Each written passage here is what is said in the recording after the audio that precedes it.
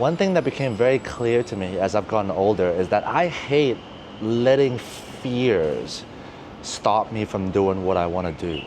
Whether that's saying a risky joke in a social situation or putting myself online but feeling scared to be judged. I used to be so scared and so obsessed with thinking about what everybody else think of me.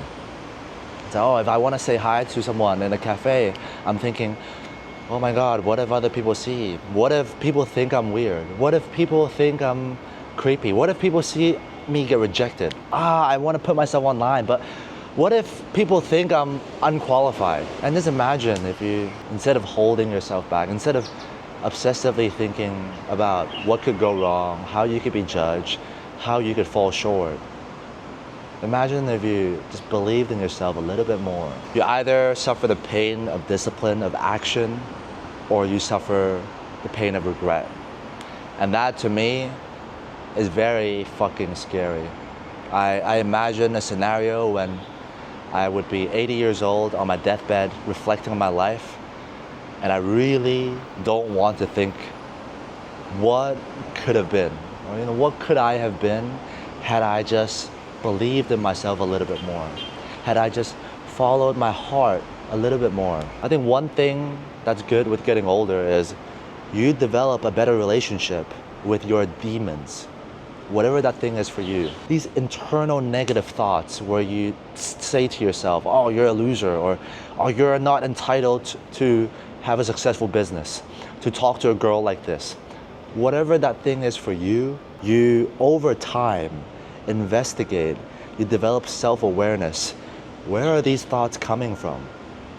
Most likely it's from some childhood trauma, societal conditioning.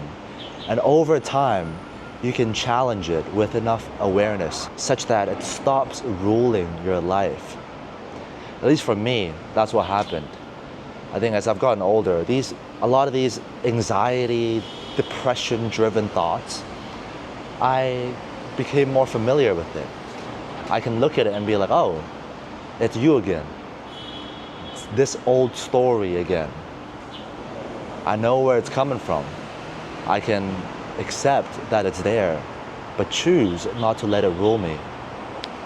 Because I know where it leads. I know what happens when you choose anxiety. Nothing happens. Inaction happens. To really be happy, stay brutally connected with your heart.